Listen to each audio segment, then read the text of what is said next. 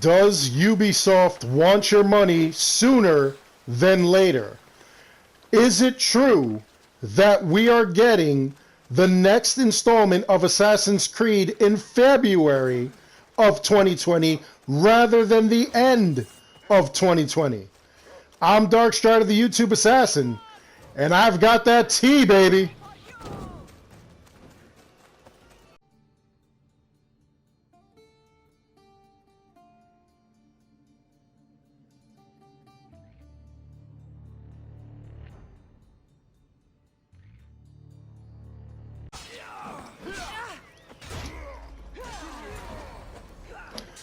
So first, I want to thank Max Montier for being the first person once again to slide this little tidbit across my desk.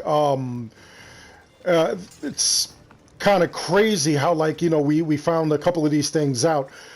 So basically what's going on is that on Reddit, a developer for Assassin's Creed supposedly is claiming that Ubisoft is not going to wait an entire year, which would be awesome. They're going to wait until February 2020, and they're going to release Assassin's Creed Ragnarok in February, which honestly, that would be outstanding. Rather than waiting an entire year, I mean, we're already done with Odyssey. We've done a full year of it.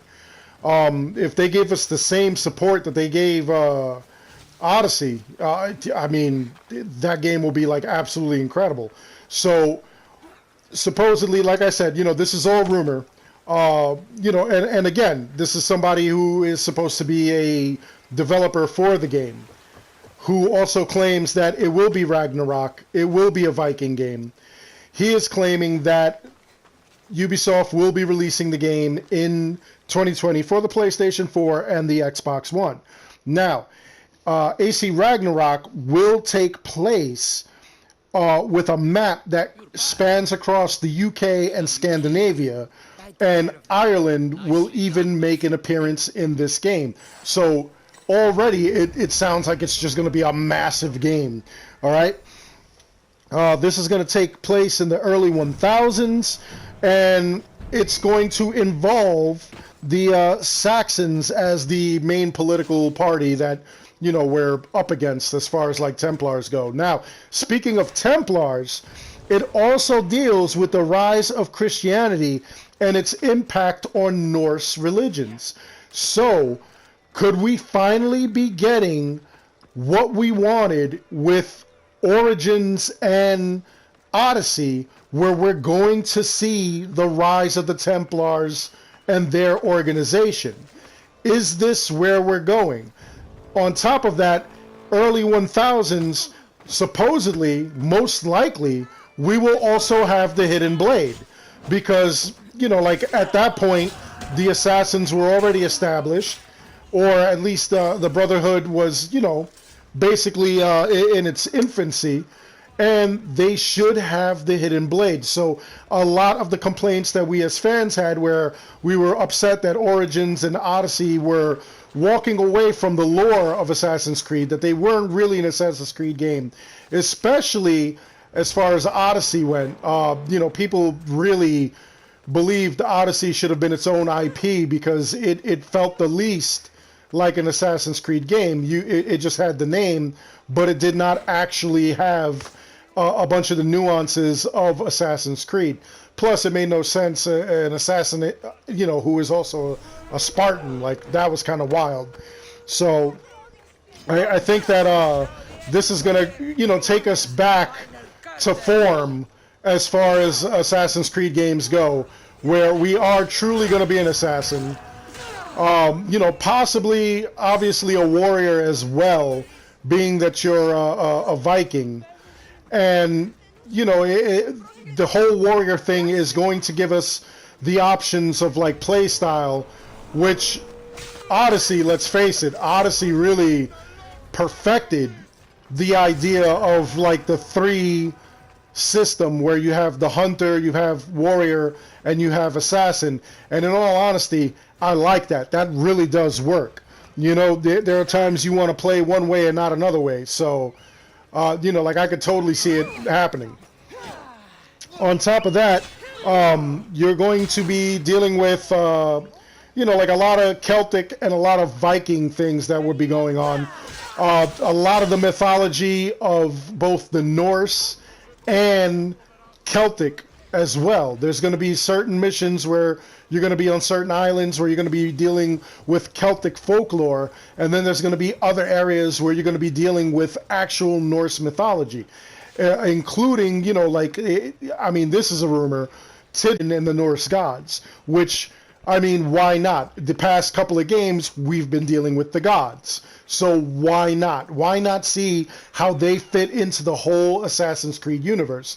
Maybe they are actually Isu, which would make sense at this point. It doesn't shock me. And I would love to see that. On top of that, they're taking away the whole thing where you get to select your gender. You are going to be a male Viking, a Danish male Viking.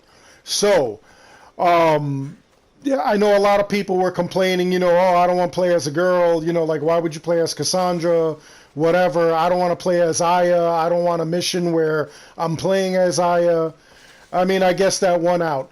In all honesty, we should not have a selection unless it makes sense. Like in Origins, it did make sense because we had Bayek, and then you would do missions as Aya.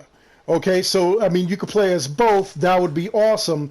I would have loved to have seen DLC where you got to play as Aya, where you got to do missions, again, her side of the story, which is basically what Origins did. Whenever you played as Aya, you always did her missions. They were separate from Bayek's missions, or they were coinciding with what Bayek was doing, just what she was doing as he was on his mission.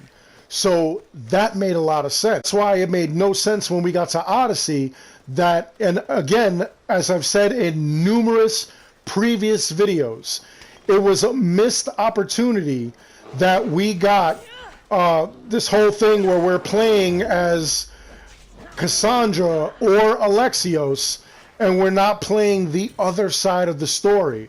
It was kind of stupid for them to say, well, the Animus couldn't tell the DNA apart, so we know it could have been Alexios or it could have been Cassandra. Here's what went on. No, what they should have done was, if right now Cassandra is the canon character, which means that in all forms of media, if you go and you pick up a comic book, if you pick up a novelization, if they were to make a movie, a cartoon based on Assassin's Creed Odyssey, it would be about Cassandra. She is the canonical character. So that is, a couple of people kind of argued with me. They said, oh no, if you picked Alexios, he's the canon character. So what are you talking about? That's what I mean by canonical character. Cassandra is the canonical character according to Ubisoft records. So, that being said, if she was to be the canonical character, which again, I didn't mind, if she was to be that character, then we should have gotten a flip side for Alexios. We should have gotten a whole nother mission, and honestly, that probably would have carried us into 2020. If we played Alexios' side of the story. To me, that only made sense. But, it's Ubisoft, they're going to do what they want. All right? So now, they take that away for, this game, for Ragnarok, and you only get to play as a male Danish Viking. But you're going to be going all across the UK, all kinds of British shores, Scandinavian shores, Ireland. So, I could only imagine that this map is going to be massive. There's going to be tons of missions. It's going to be sick. Plus, the other thing that kind of blows my mind is, what are they going to do at the end of 2020? At the end of 2020, we're supposed to be getting the PS5 and the Xbox Scarlet. So, are they just going to give us HD versions of these games for those systems? Or are they going to do like I speculated before? Because a lot of these companies that are putting out advertisements in other countries are putting out advertisements for the end of 2020 where we're going to see Assassin's Creed Legion, which was the working title. That was supposed to be a third part of the Antiquities, where we were supposed to be dealing with what they had originally stated, where it was going to be kind of like a crossover of what was going on with Cassandra, her meeting up with Bayek, and, you know, things of that nature. Like, we were supposed to be over in the Roman Empire for that game. So are they going to work something out like that? Is that what they're going to do? Is that going to be our high-res game? Or are they just going to, you know, like I said, just give us an HD, a PS5/Scarlet version of that game? You know, either way, 2020 is going to be really, really interesting. And of course, as always, you know that I'm going to be covering everything Assassin's Creed. You know I'm going to be there. You know I'm going to have, you know, Ragnarok or Legion or whatever they throw at us day one. I'm going to be presenting it to you, and I'm going to be finding all kinds of tips, tricks, tactics, possibly glitches. If it glitches out, we'll see what happens. Another thing, as far as glitches go, hopefully when and if it does come out in 2020 February, hopefully they don't have a lot of glitches like we had in the beginning of the lifespan of Assassin's Creed Odyssey. And if you want to see those glitches, please take a look at my playlist. I'm going to be putting up a playlist of Assassin's Creed glitches so that you can see exactly what I was talking about in Odyssey. There were a lot of glitches. And you know what? I may go through all my other files because I have no lie. I have to have like 400 plus hours worth of glitches that I found in Assassin's Creed Odyssey when it first came out, before they started patching everything out. Anyway, let me know in the comments. Do you think that it will be coming out in 2020? Do you think that maybe that rumor is accurate? Do you think that that would be a smart move on Ubisoft's part, rather than have us lose interest in Assassin's Creed, keep us going, and, you know, feed the beast, feed the machine, give us Assassin's Creed in February 2020? It would be odd because we're not used to that. We're usually used to being, you know, around October, November. But hey, I'm not complaining.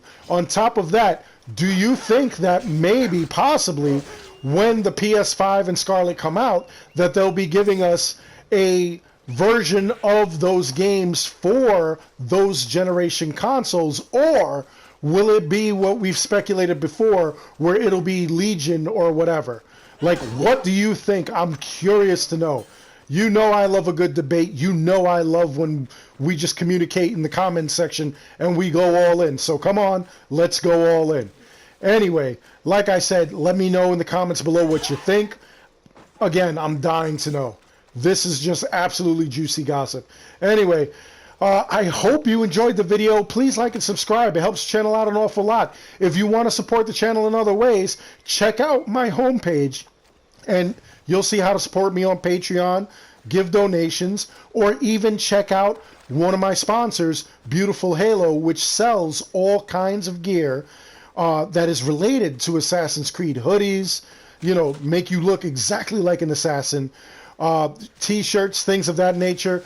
If looking conspicuous like an assassin, they also have other gear that is video game related. And if you don't want gear that is video game related, they do have regular clothing. So check it out. Honestly, Lady Strider makes a lot of purchases, I think like every 2 weeks or something. And I mean, she always looks great with what she purchases. So again, if you want to support the channel, that's the way to do it. Other than that, like I said, I really do hope you enjoyed the video. Please like and subscribe. Tell your friends to like and subscribe. Tell your family to like and subscribe. Keep this channel alive. And just drop in the comments what you think. I'm dying to hear from you. Other than that, I want to thank each and every one of you for watching. Until the next time, everyone just be good.